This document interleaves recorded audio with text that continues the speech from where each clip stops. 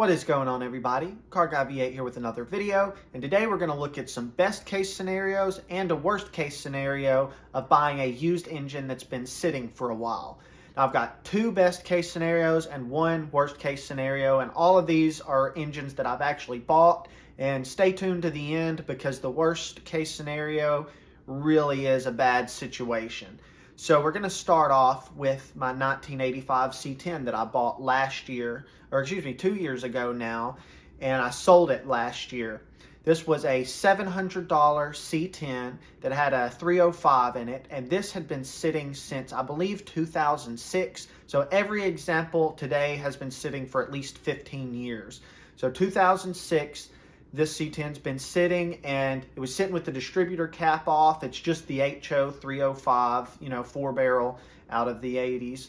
And it had been sitting with the distributor out and the cap just sitting over the hole. So immediately I saw that there was some dirt down there. I cleaned it out. Everything looked okay. The engine spun over. I stuck a distributor in and sucker popped right off. Had good oil pressure.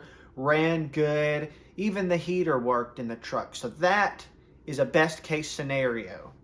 Now the second best case scenario is a 383 stroker out of, I want to say an 83 S10 if I remember correctly.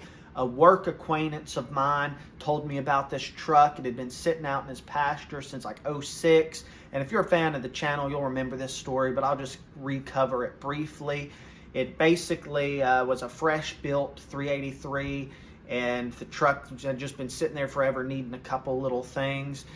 And so he offered it to me for $1,100 because otherwise it was just going to rot away into the ground. He knew I had no intention on hanging on to the truck, but he knew I wanted that engine, so I bought it from him, sold everything else, broke exactly even on that 383 stroker. I pulled off the intake, pulled off the valve covers, because the passenger side valve cover it was missing a breather in the back, so you could look down and the heads looked clean, but there was like some wasps and bugs in there and stuff. So I pulled it off. Everything was brand new, just like he said. The flex plate was a 400 flex plate. The balancer was a 400 balancer, and the block was a 350 block. So it truly was a 383 stroker. And everything was clean, and I was happy when I turned that sucker over and it spun easily. And I ran that engine in my Camaro for a brief little bit, and then in my GMC Sierra before I sold it. And of course I pulled that engine, and it's in my garage waiting to go in something in the future. Good running 383. That is just about the absolute best case scenario you can come across.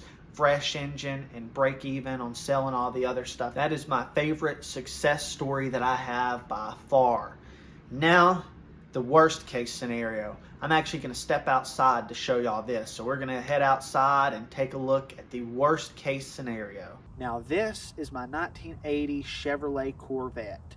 I've owned it since April of 2023, and it did belong to a friend of mine. He owned it for about 8 years. It sat in his front yard because he was not a mechanic. He wanted to do stuff with it, but he had never messed with anything. So I've been trying to do a few things to it here and there alongside with my other projects. What I was hoping would happen was I could just put a wrench on the crank and, turn the engine over, change plugs, pre-lube the engine, all the stuff you would do whenever trying to get a new or an older engine to start that's been sitting for a little while. This had a 350 crate engine, the 190 260 horse crate engine, just the run-of-the-mill crate engine you can buy online. And that engine's been in it since the early 2000s, and it was sitting in a garage until I want to say like 2012 or something like that, but it still wasn't in any kind of running condition. And then it was sitting out in the elements, and that's whenever I've tried to turn the crank with a wrench, and it would not budge worth anything. So I pulled the intake, pulled the heads, everything was fresh. The cylinders had fresh cross hatching all around them. Everything looked good except for there were a few cylinders that had a ton of rust. Like, I'm talking about a serious amount of rust. I'll put up some pictures here. Looks like somehow some water or coolant had gotten in and was just sitting on the engine.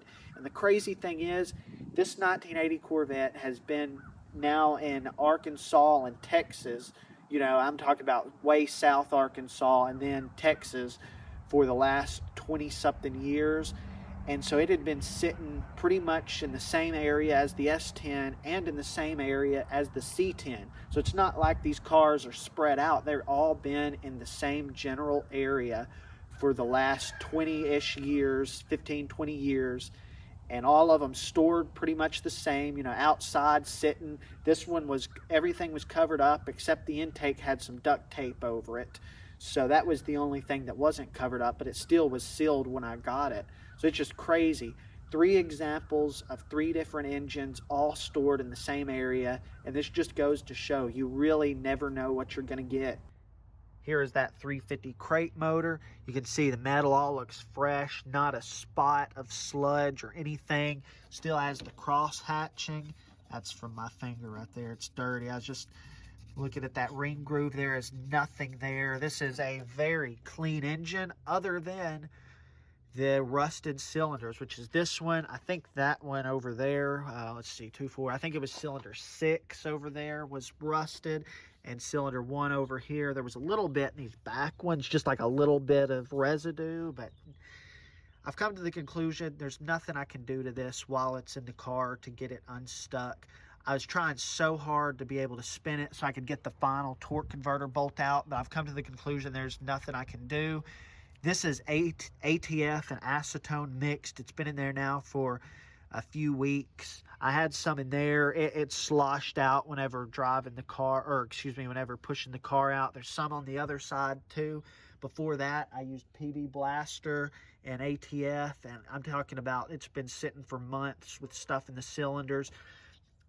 Nothing I can do to turn it. Locked solid. I even one time decided, you know what, I'm going to throw this crank socket on the crank and use a very long breaker bar. I knew something was going to break at that point, either a ring or something.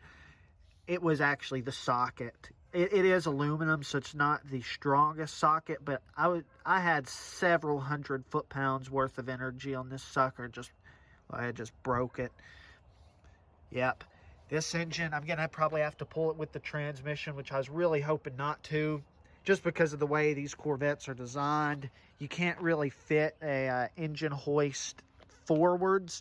You have to do it from the side, and that's why I did not want to have to pull, or that's why I wanted to be able to separate the engine from the transmission, but it looks like that's not going to be the case because I don't want to hurt the pump in the transmission by pulling it with the torque converter on it. So that was 3 examples of buying something with an engine that's been sitting for a while in them.